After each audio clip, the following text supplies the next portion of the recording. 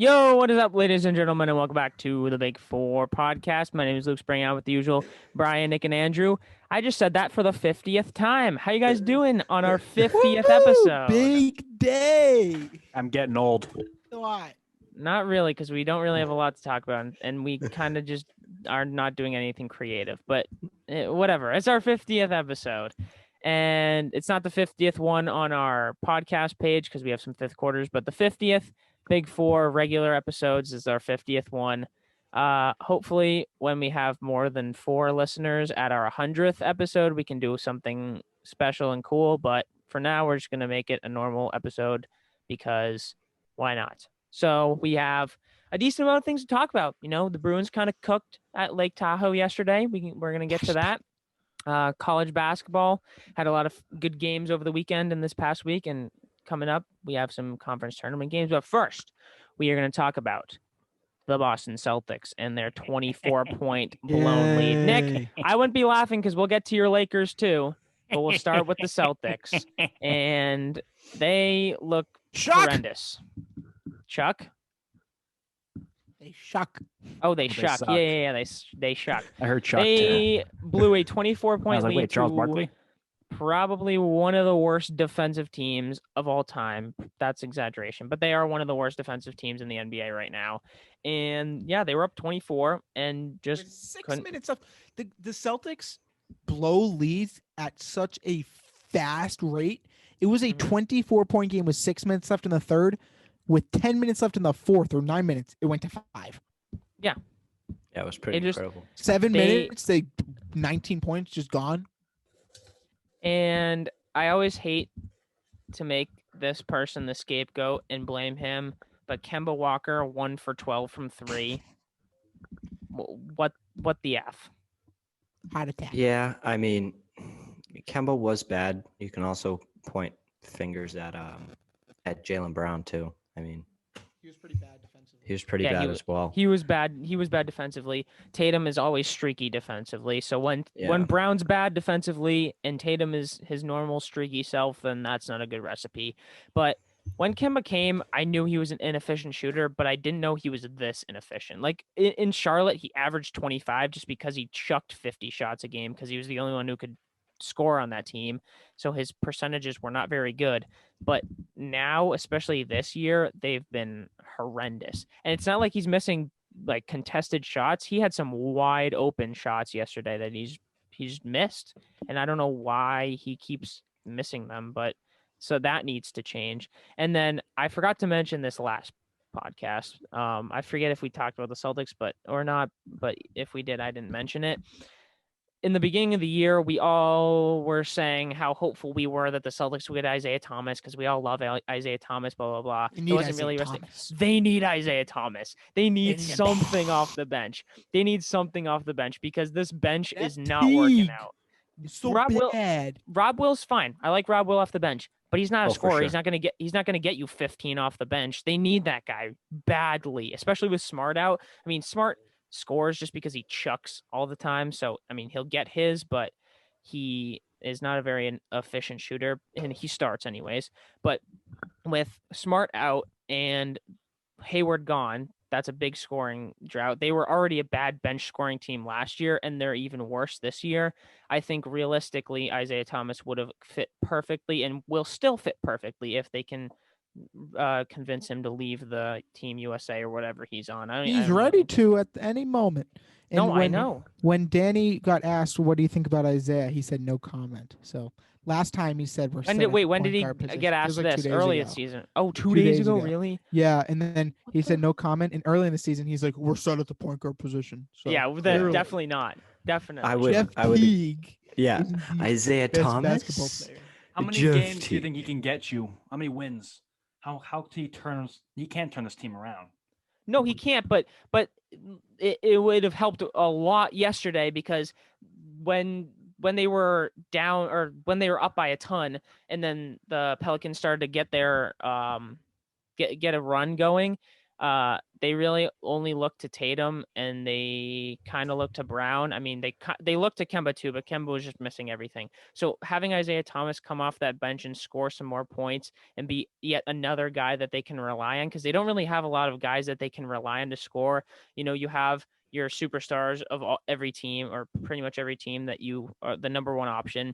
And then you have 3 to 4 guys that if you give them the ball, they can normally score, and you rely on them, or not rely on them, but you trust them to score. With the Celtics, they have Brown, Tatum, and sometimes Kemba. Other than that, you can't give the ball to anyone else and say, go score, and hope that they can get them out of a drought and just hit something, because everything that comes off of or everything that comes for Shemi, that comes for Rob Will, that comes from Tice, is all created by Brown and Tatum and Kemba.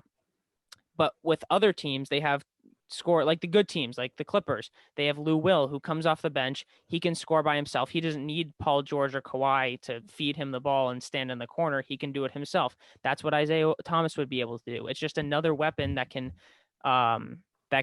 put the pressure off of Tatum and Brown and Kemba and be able to score when he needs to and get this team back into games, even though they shouldn't have been out of that game because they were up by so much. But other close games that can put them past the other team just a little bit more, to have that bench scoring, have that person that they can rely on, just that extra guy that they can say, okay, here, take the ball and go score.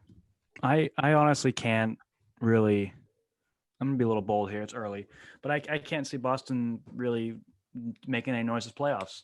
And it's as simple as not if they keep their current roster. If they change their roster up, they can maybe. Depending, Yes, sure. I don't even know how much they can change that roster up. Change that roster up right now, because if you look at, they need to make a big move, because if you look at all the teams that have won the NBA Finals in the last few years, Miami, they went out and got LeBron and Bosh. They're making drastic moves. Went out and got LeBron and Bosh. The Lakers got AD. Golden State, went aggressively and got KD. I mean, all these teams are, and Toronto went aggressive mode and got Kawhi. All these teams are being really aggressive, and it's resulting in a really good season, and they're all winning the finals. You need to be Brooklyn this year went out and got Harden, and that has been so far now looking like a very good move. They're dominating they're not being the bad teams. They're 10-1, 11-1 against teams above 500, which is unreal. And that's the issue the Celtics have. They lose to bad teams. They hang in games. They play down to competition. That's what they do. They've done that forever. They need to go out and make some kind of big move. Kemba's got to get out of there, but they need to make a big trade to acquire an all-star level talent, or I would say also a big all-star level big man. But the first three that come to mind, AD, Jokic, and Embiid, they're not ever going to get traded for a long time. So that makes it even more difficult. You're at the point now where if Boston, I think, they can compete. All teams compete when you get deep into playoff runs, but they want to actually be a realistic contender to try and dethrone Brooklyn, or not dethrone Brooklyn, but knock out Brooklyn or Philly. They need to do something fast, because if you look at all the teams in the NBA history recently that have won the finals, they've all made big moves in the offseason to allow them to get those rings. And Danny Ainge has really never done that before. Like, the Celtics aren't a team that makes mid-season trades or mid-season moves. I can't remember the last time they did something like that to improve their team. For some reason, Danny is very, I don't know what the word is, but he's very reluctant, I guess. Is that the right word? I don't know. He's very hesitant. Really the only one, and it's not like it was a big move. He just turned to it wasn't. But I'm not also big mid-season moves. I don't know. I feel like you can assess your team better in the offseason, and sometimes it's just better. You can get better deals in the offseason. And I feel like mid-season moves usually turn into rentals or overpays. So then that's where you hit the crossroads. Now, if you're Danny Ainge and you're sitting in the front office, you say, do we right now, with the talent we have, if we can acquire a all-star level big man or somebody that can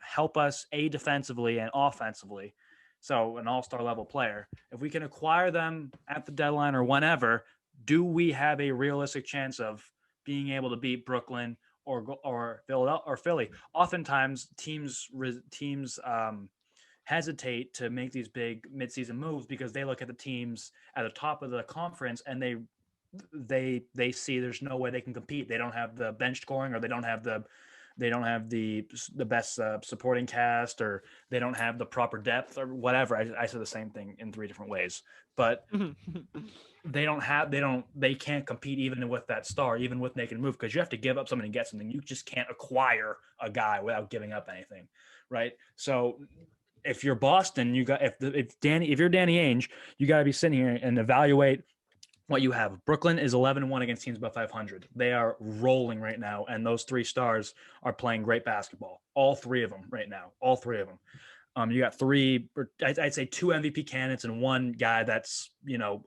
he's not Kyrie's not an MVP candidate, but he's good. He's having a really good season. He's an all-star starter.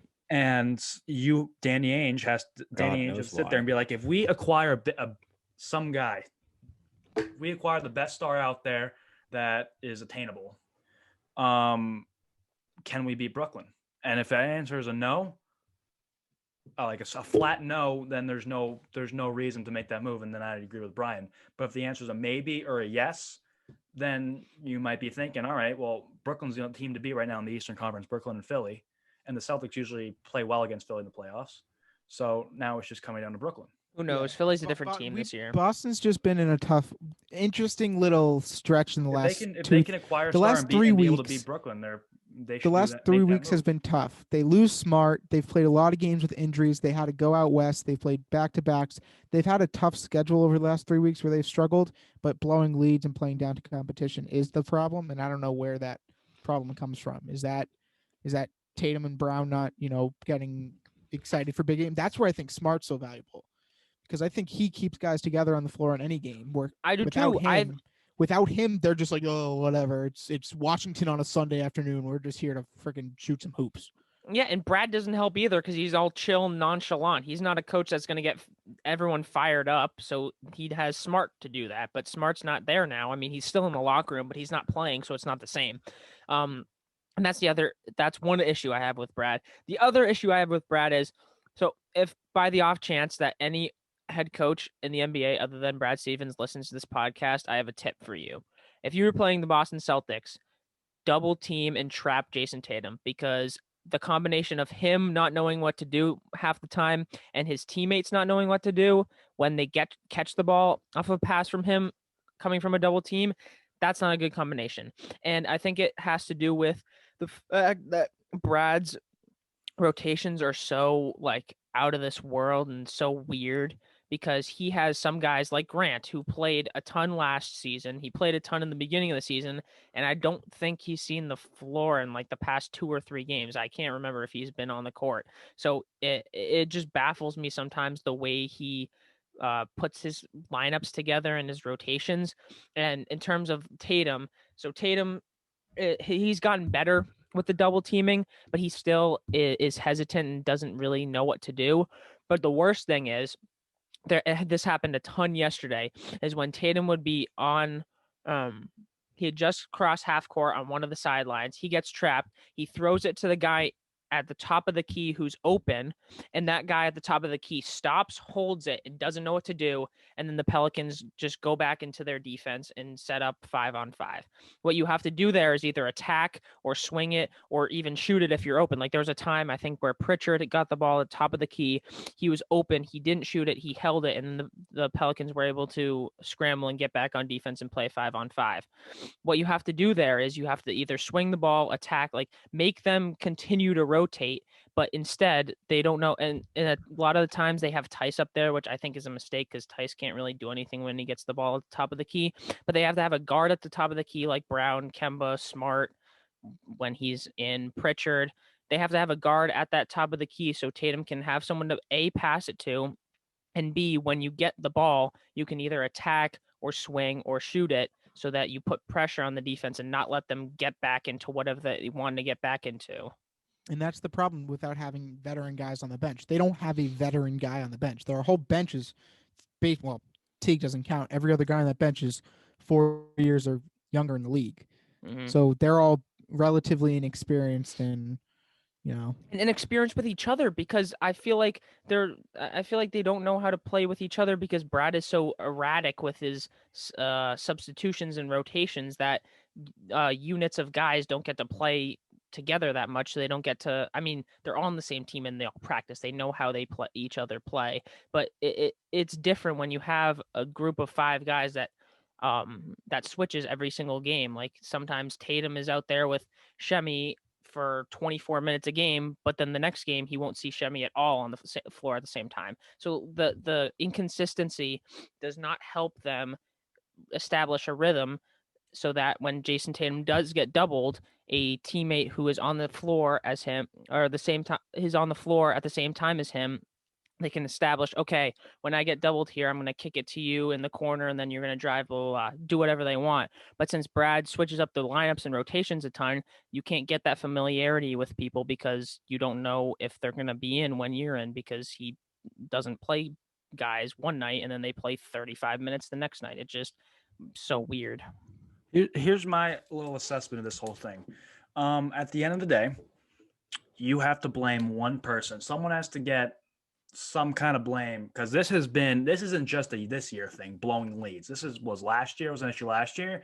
And correct me if I'm mistaken, I'm pretty sure it was an issue the year before. Basically playoffs last year. Before that, they were good closing. They have times where they blow leads, but they close them.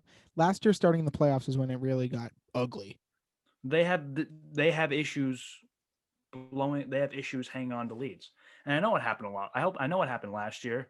And there were several times it happened last year where they've been able to hang on, but just the principle of blowing a 20-point lead, where they're able to hang on to that lead and win, or, it's just they have an issue closing out games. And they got 2 guys, Tatum and Brown, that are clutch. In my opinion, they're clutch. They can hit the big shot. They're not going to miss half the time. It's not like Alex Caruso on Saturday night. They would hit that shot, right? So what I'm thinking is this: one guy on the bench, one veteran. You sign Isaiah Thomas. That might change some bench scoring, but that doesn't make any drastic change for them that won't catapult them up the Eastern Conference standings. That one little move like Isaiah Thomas won't do the justice. All right. So I think that's what the whole signing thing about Tristan Thompson was around, just like veteran experience that has gone to the playoffs, has won a championship. But like you said, they need scoring. And I mean, Tristan Thompson's not going to be able to do that. So like you're saying, they definitely need more scoring, and like they could use a veteran piece, but at the same time, we really should sort of remember that this doesn't have to be a win now team. Obviously we want it to be, but their future's so bright. Like you said, their bench is so young. Obviously we want to win now, but who doesn't? Yeah, obviously, but I feel like the Celtics. Yeah, see, the Celtics did that to us. They've been in the Eastern Conference Finals 3 out of the 4 years where they really had no business ever really being in the Eastern Conference Finals. Last year, exactly. Yes, maybe, but the 2 years prior, Isaiah Thomas year, that was a fluke, and then Kyrie and Hayward were both hurt, and they went to Game 7 against the Cavs. Last year, yes, but the 2 years prior, no. What have I been saying, though, for like the past year? It's not the Celtics' time yet. Yes, they're good, but they're still super young. Brown and Tatum are still super young. They're not, I mean, maybe they're approaching their prime, but they're not in their primes yet. Another 2 to 3 years they will be. And at that point, KD, Kyrie, all the guys in the Eastern Conference will be older and not be able to play. And Tatum and Brown will be one of the best players in the entire league. They're really good right now, but I've been saying this for the past half a year, almost to a year now, that it's not their time yet. They can be competitive and still make conference finals and stuff, but it's not their time to win a championship yet. That is in a few years when they reach their prime and get even a little bit more a little bit better, and when the older guys like Kyrie, like KD, like LeBron, even though he's in the Western Conference, guys like that start to get older and start to get worse and digress. So this is good. Then this season, the Celtics might not make a playoff run this season. They might get bumped in the second round when they have to play a Brooklyn or a Philly or whatever. But this is a good learning experience, is in my opinion. You have Brown, you have Tatum, right? Tatum they are Brown, your young core. They've experienced Game 7s of the conference finals. They've experienced tough season. That's a good thing, especially at a young age. Well, they have your young core, and Danny Ainge said, "All right, let me throw Kemba in there. He's 7 years in the league. He's considered a veteran. He was on a team where he was the leader for the majority of his career. Let's get Kemba in here, a point guard, a playmaker, and let him try and manage the offense. Get the whole offense in sync, and we're gonna hope that this whole thing works out. That getting a big time veteran star into the mix with our young core, that should balance the scoring, balance everything offensively, make everything more in sync, and this should lead to more wins and successful seasons." Well, that really, especially this year, hasn't. Well, it's somewhat been the case, but not to the extent to what we were expecting. So this is good. Now you're saying, all right, so we brought in a veteran scorer with Brown and Tatum. We now learn Brown and Tatum are very good scorers, especially with Kemba. So you have 3 guys averaging over 20 points a game. Kemba's experiment probably is not going to work.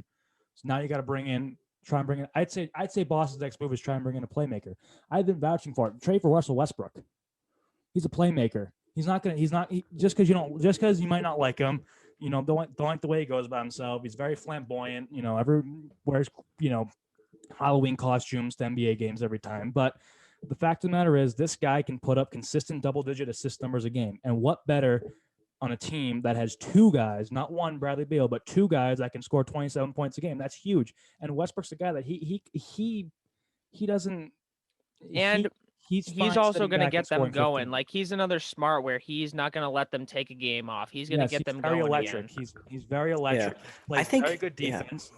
Different than Kemba. He plays much better defense than Kemba. He crashes the glass, so you get that bonus from point guard position. Sure, you probably got to pay him more. Well, you probably only have to pay him as much as you're paying Kemba, actually. But you're going to get the big assist numbers, the playmaking, the leadership that Tatum and Brown don't really provide. The only issue would be down the stretch, because I think Westbrook will think he's the man down the stretch. So down the stretch might still be an issue, but I think they will be a little more in sync. And the thing that I love about Russell Westbrook is just the way that he plays the game. I think that that's something that he can really bring to the Celtics that really just embodies like the Boston Celtics in a whole, is just like constant effort, just like diving for loose balls. Like, that's just what I think he can bring to the table. Obviously, he brings leadership, assists, rebounds, defense. Those are all great things, but I think the best thing that he brings is just like the way that he plays the game. It's contagious. I think Boston could have also experimented bringing Rondo back this offseason and putting him in that bench lineup. You can substitute out. You can take it afford him. You could still substitute out, guys like Kemba. Rondo could be the first guy off the bench, and then you all of a sudden have a playmaker who Rondo is 1,000% pass first. He's passing first every single time. He's not going to score like Westbrook, and Westbrook will sometimes take it to the hoop. Rondo wouldn't have to. Rondo's a pass first guy. Rondo's a guy that can manage the offense. He can control the offense, and Boston doesn't have that guy off the bench. Teague's not a playmaker. Teague's terrible. Boston doesn't have that guy off the bench that can be that, that can sub out Kemba and then manage the floor. They don't have that guy. They don't have a floor general at all, in my opinion. If anything, it's Smart, and he's a defensive first guy, which is kind of concerning for Boston. So you got to bring Boston's first move, in my opinion, was bringing the big man, but I'd rather see them now that we're having this conversation. I'm kind of learning more and more. I believe now their best move is to bring in a playmaker, one that might not be expensive, but bring in a playmaker, someone that you don't have to pay a lot of money to, that can manage the offense off the bench when Kemba comes off. And next year, when Kemba's probably still under contract, if they don't trade him, he'll be very important. Yeah, Kemba has 2 more years under his contract, and it's not necessarily the easiest guy to trade. But if they don't trade for Westbrook, another guy, if you want Rondo now, is Atlanta's not committed to John Collins, so you could package that up and, do a little trade. And yeah, but Collins isn't. I mean, Collins is the big man you want, but he's the 4 on that team. He's not the 5. He's the 4. So you're just bringing positionless basketball. He's a forward. Yeah. You're just bringing a Daniel Tice that can jump. That's all. That's pretty much it. John Collins. I don't think John Collins does much. This doesn't. He's John Collins. All right, if you can trade for him, it's fine, but he's not going to do much to really turn this team around. I think the two aspects are rebounding, Drummond, or getting a very pass first playmaker. So Westbrook is a pass first playmaker, but if you want to explore a cheaper option or the option where you don't have to give up a lot, Rondo, Ricky Rubio, like one of those guys that you can throw on the bench, and he will come on when Kemba comes off, be the sixth man, and manage that offense with Tatum and Brown to close out the first quarter and start the second quarter. That kind of mojo. Middle of the third, start of the fourth kind of guy. When Tatum and Brown are in the game, one of them catches fire, he's feeding the ball every time and again. You don't have to worry about, like you said, Luke, Tatum having to bring the ball up and then getting instantly double teamed. He can be a catch and shoot guy, which is something that he thrives on. He's a catch and shoot player. Yeah, he can dribble, shoot, but catch and shoot, Tatum can also do that. Why don't you utilize his weaponry in a guy that is a very good floor general? Because if Tatum brings the ball up, like you said, they double team Tatum. I don't think he has the assets to really effectively maneuver out of that kind of situation like a Curry does, or someone like Steph Curry can do time and again. Yeah. I think we've hammered it home with the Celtics. Nick, do we want to talk about the Lakers a little bit, or are we all set? I mean, it's pretty straightforward. No AD, no Schroeder. They're kind of screwed and trash. But no AD, no Schroeder. I mean, I don't need to do a Lakers spiel. It's right in front of you. No AD, no Schroeder. Back-to-back games against two very bad defenses. They couldn't score 100 against the worst defense in the league, Brooklyn. The Heat are a good defense. They have a good defense. They couldn't score 100 against the Heat, which is scoring 100 in the game should be done almost 8 times a year. Haven't scored 100 the last 2 games. Last game, I was embarrassed to watch that, to be a Lakers fan, because I said any team that shoots 43s, I instantly lose respect for. Lakers shot 43 of them, made 13. Down the stretch of that game, that was a mess. They had 3 shots down the stretch to tie or take the lead. Down 3, who took the shot? Kuzma. Wesley. LeBron took a shot down 4, so I don't count that. Yeah, down Wesley 3, Matthews. Who took a shot? Wesley Matthews. Down 2, who took a shot? Alex Caruso. So the Caruso. Wesley Matthews jacked up at 3. Oh, sorry. Yeah. Kuzma heat check down 3. Brick. Oh, that I remember that. Wesley Matthews pulled up.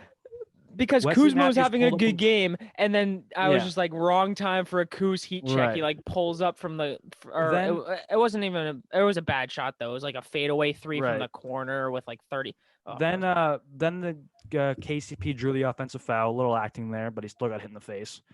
Then Matthews proceeds to pull up from 29 feet and brick it with a 2-point game instead of give it to LeBron. Fine. That was probably I was more mad at that than the Caruso shot. Then LeBron gets double teamed, smart double teamed by the Heat, kicks it to Caruso, misses an open mid-range J to tie the game. I mean, they're as good as the Detroit Pistons without AD or Schroeder. Those 2 guys that can score. LeBron, bum. Those are 2 guys that can score.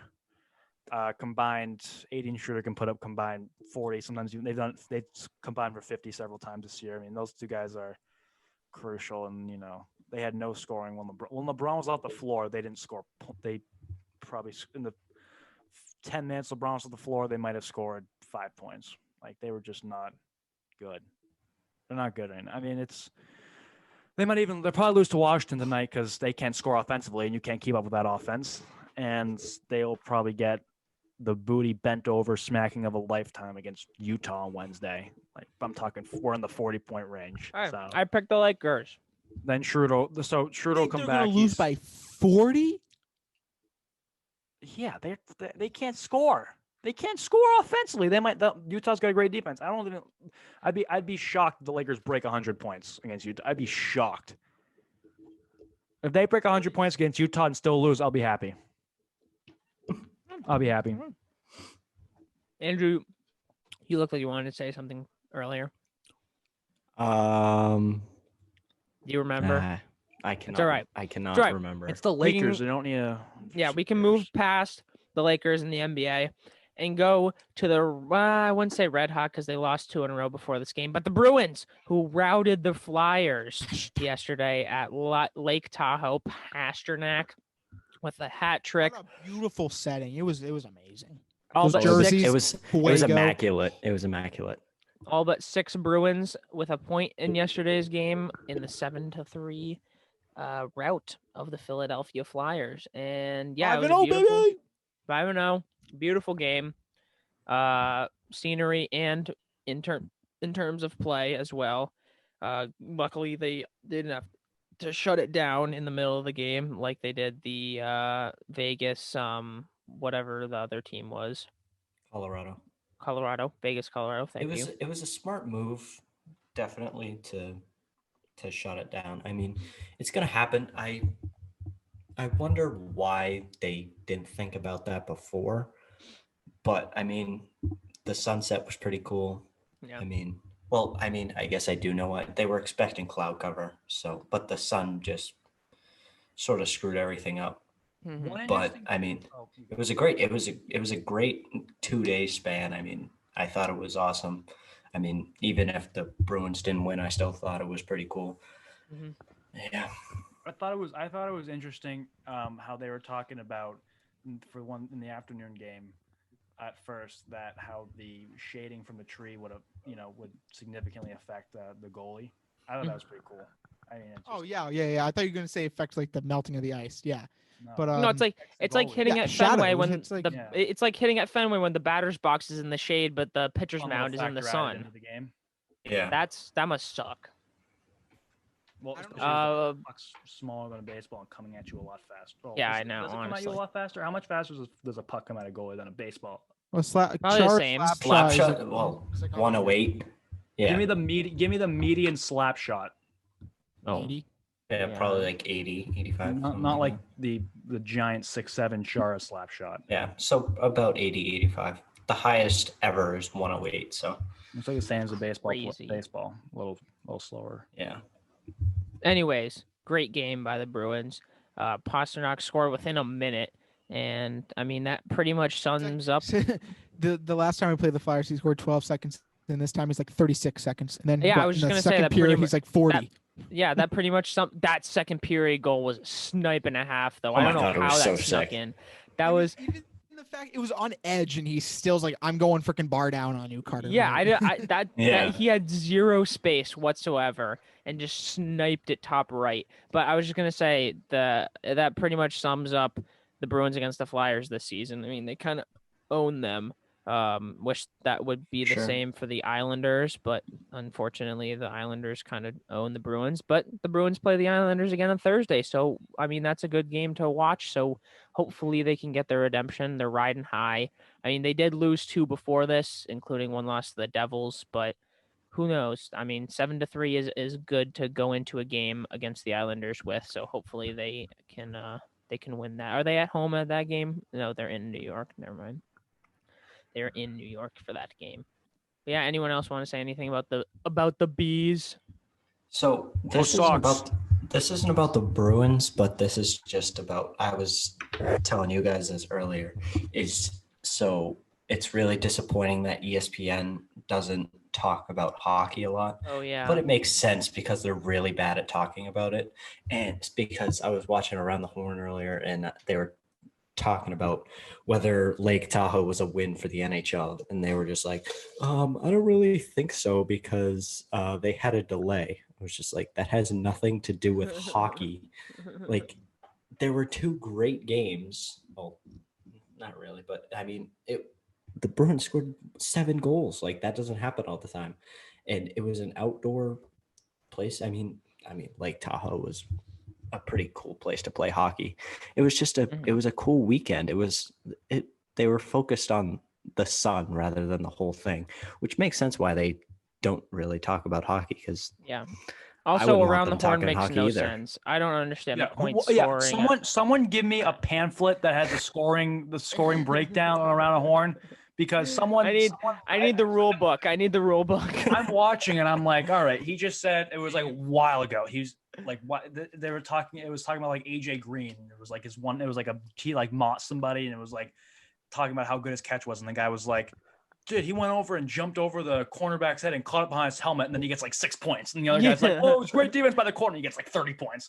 Yeah, like who watches that? This freaking elaborate spiel that I was like impressed on. He gets like -12 points. I'm like, why?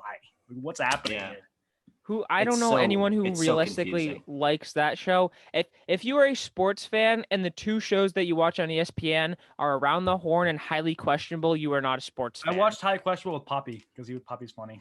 Yeah, but it's not. There's very intrigued. Yeah, there's no content in that. They don't talk about. I mean, they do talk about sports, but there's nothing there. No, but I mean, I guess going back to the Around the Horn Andrew you saw with this. I mean, I guess the only thing for outdoor games, they could probably do it, but they have likely make them more night games because I that's so weird. It could still be below freezing, but the sun will still affect the ice.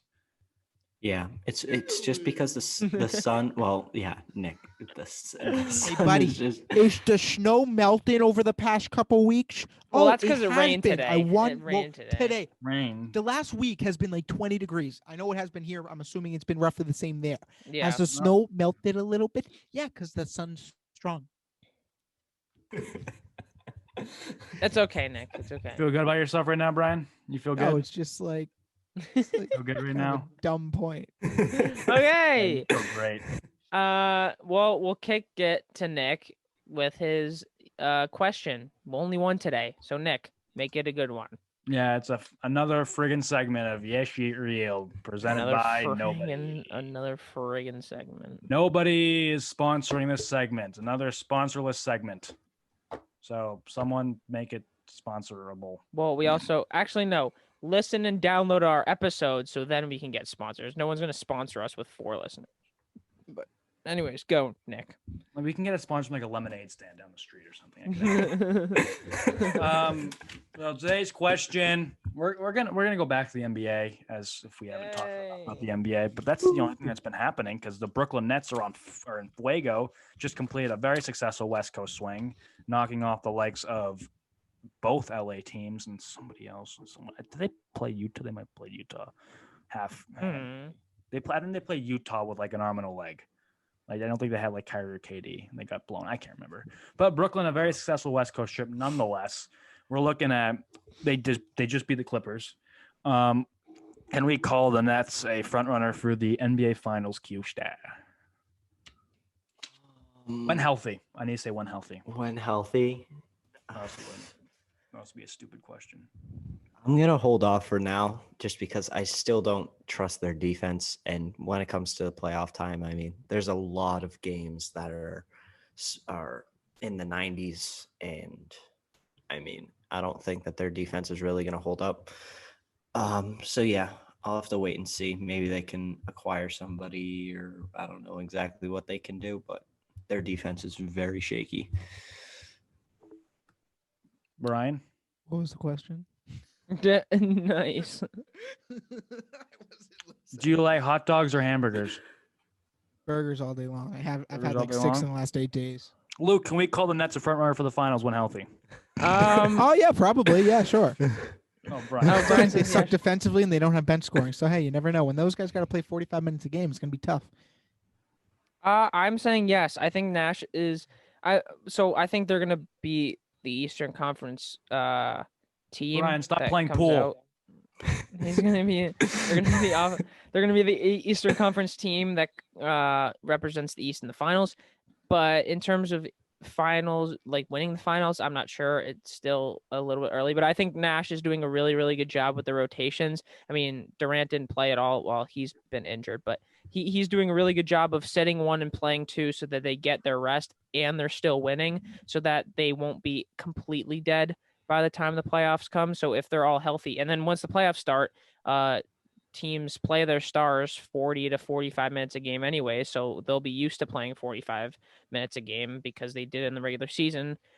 So I think honestly, they're going to be fine. Again, their bench is a little bit iffy, but when you have 3 guys who can easily drop 35 a night if they need to, I think that's a recipe for a good championship team. The Brooklyn Nets are going to win the Eastern Conference. I'm saying this right now. I'm playing it out right now. Fair. Brooklyn Nets are going to win the East, and I think they're just going to steamroll through the playoffs. They're so good against teams. You know, when the game matters. So when they play a team above 500, when they know the game matters, they are just so good. And James Harden is playing the best basketball of his career right now. If he keeps this up, he might win MVP. I mean, he's on fast track to that. and he could be on a fast track to MVP and ring, which would be two things that he needs in his career right now because he looked really bad, and the whole trade thing in Houston looked really bad for him. And Kyrie's playing the opposite of what I thought he would. And they're still able to beat teams like the Clippers and the Lakers without even Kevin Durant. And Durant will come back, and he's Kevin Durant. I mean, you can't. This dude's top 5 player in the league with a torn Achilles. I mean, he's an unbelievable basketball player. They got 3 guys. And I tell you what, if Joe Harris and Timothy Luwawu-Cabarrot continue to shoot really good percentages from 3, like against the Lakers is the only game because I don't really care about the Nets outside when they play the friggin' Lakers.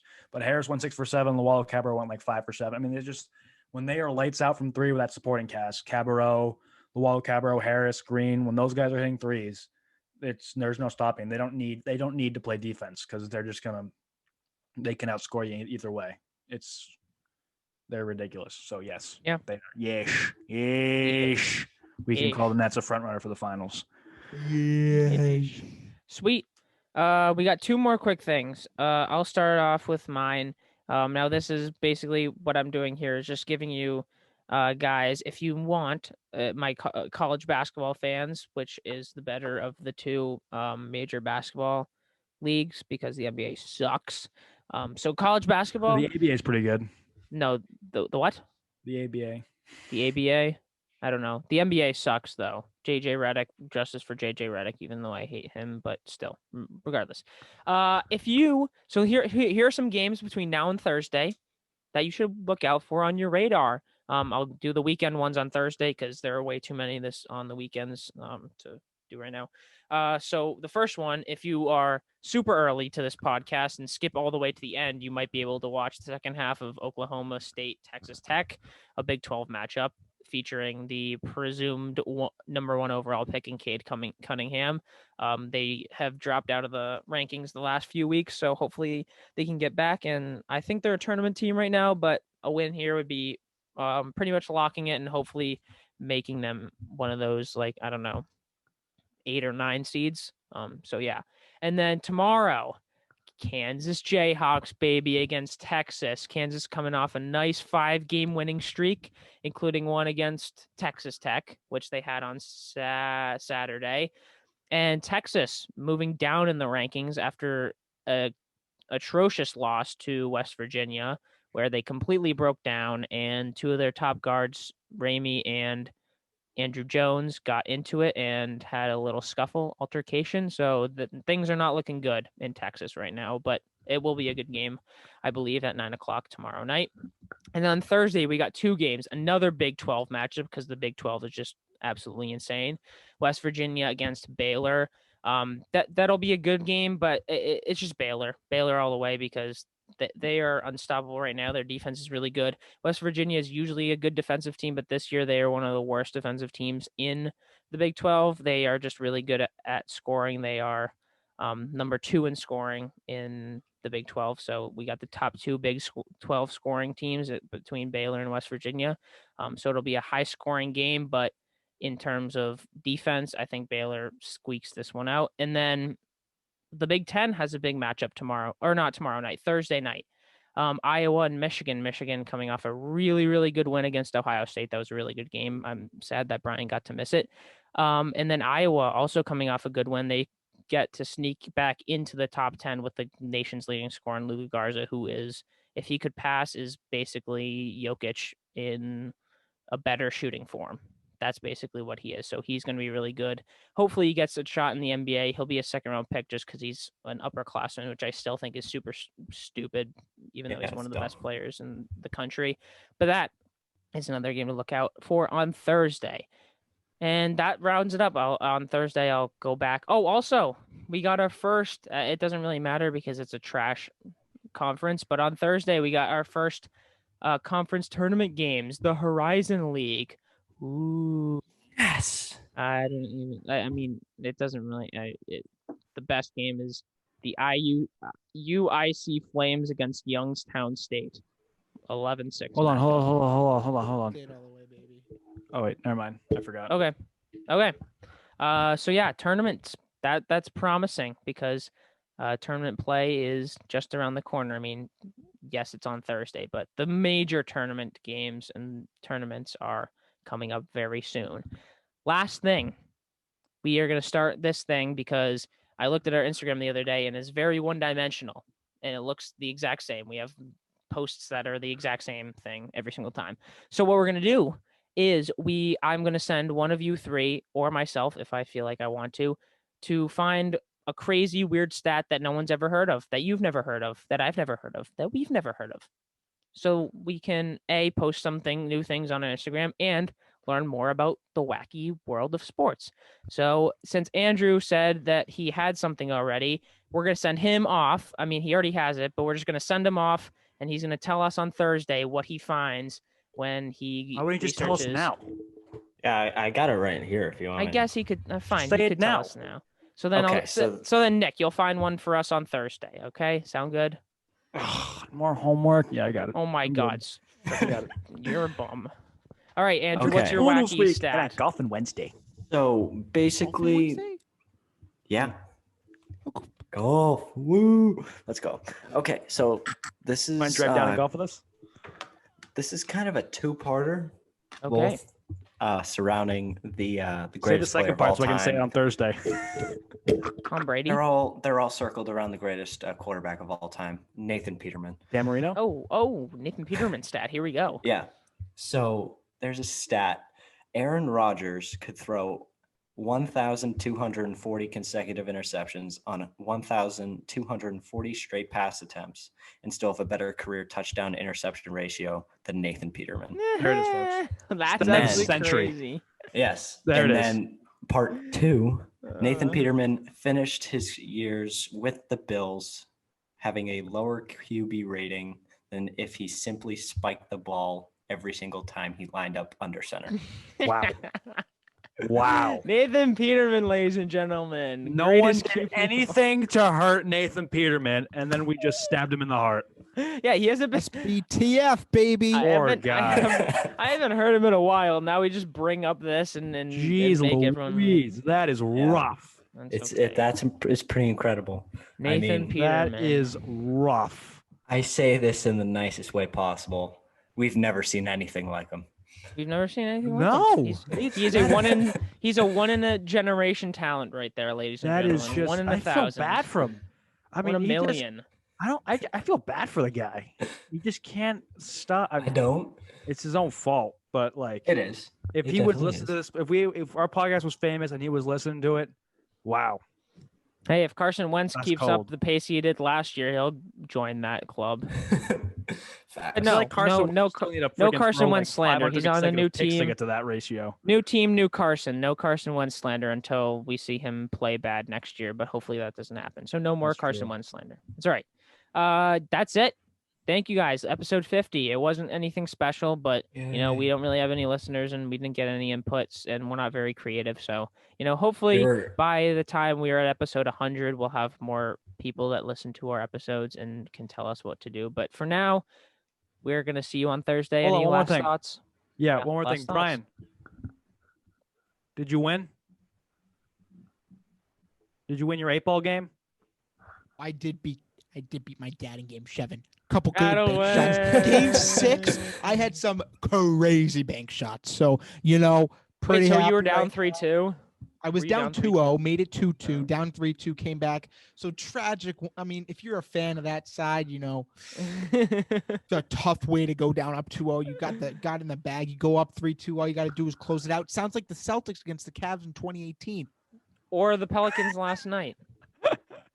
Well, Just Celtics blowing Cavs 2018, they No, went no, up no, 2-0, I know, but then they went blowing up leads, 3-2, but and then blowing Or leads. Sam Burns? Blowing leads. Oof. Sam Burns. poor What? guy. Yeah, The little golfer? recap of the golf tournament. Sam Burns held the Okay. lead the entire friggin' tournament and I don't- lost it on. I feel bad for Sam Burns, but Tony Ripper Magoofa. Oh, he can't. Dude. He can't buy one. Oh, he Talk can't about buy Sam Ripper Burns. one. Magoo. Tony Fanu. How do you have Snapper 3 Magoo. straight second place finishes? He has 3 straight runner-ups. 3. $3 million in the last 3 weeks, though. I mean, so the doing farm fine. insurance one is like, all right, he won runner-up, but he finished 5 back. But he was in a 5-way tie for 9 for second place at -9, but he lost by 5. But I don't know what the score at the European tour event that he lost to DJ. runner-up. I don't know how much he lost there by, but wow. I mean, Max Holm missed a 3-footer to win. Tony Finau missed a 7-footer to win. Yeah, poor guy. That's 7 feet.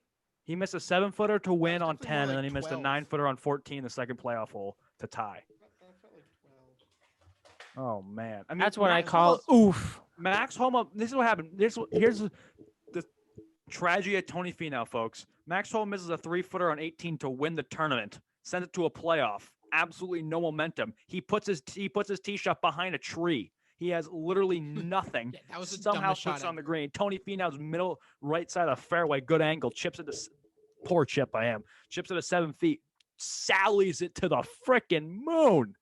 And then misses a 9-footer on 14 on the hole. You literally cannot go. You can go anywhere but left on 14. You could aim to the other side of a 100-foot wide green and still make a par. And he pulls it left into the bunker, makes bogey, and loses. Poor Dang. guy. That's Poor tough. guy. Max Holm. Well, that was Nick's final thoughts. Brian and Andrew, do you have final thoughts? I have one more final thought. Go Pats! Yeah. Go Sharks! Go They Sharks! play on Sunday. Well, spring training, but yeah, they play spring training on Sunday. Go Pats! Go Sox! Yeah. Final thought. I don't want this to get into a discussion, but NBA sucks. That's just all I have to say. NBA's trash league. Oh, your Adam team's Silver, fix your league. Fix your frickin' league. Fix the rules. That's what I'm gonna say. Yes. Fix your rules. My Brewers is Bad. the same thing because the Heat suck. Yeah, the Well, Heat I suck. would say that no matter what, it's terrible. Yeah, it's geared towards kids. The flashy threes and dunks. So and Shoot, I was saying it. The Lakers sucked. Yeah. Now I I don't say do it. Now cool they don't dunks. suck. I do cool dunks. Okay, we'll end it there with a Game of Zones Hey, do quote. dunks. But yeah, thank you guys for listening to our 50th episode of all time. on the super team This will be a momentum or a memento, I guess, when the Big Four podcast reaches our millionth listener in the near future. So this will be an episode for the history books, ladies and gentlemen. If So thank we you guys get to for a listening. million listeners, I'll paint my nails. That's not even like bad. I know. Well, okay. Whatever. Disregard that from Nick. But yeah, thank you guys for listening. Go follow us on Instagram and Twitter at the Big 4_ podcast. See you on Thursday. Triple digits on Insta, baby. Peace. That's been a while. Peace.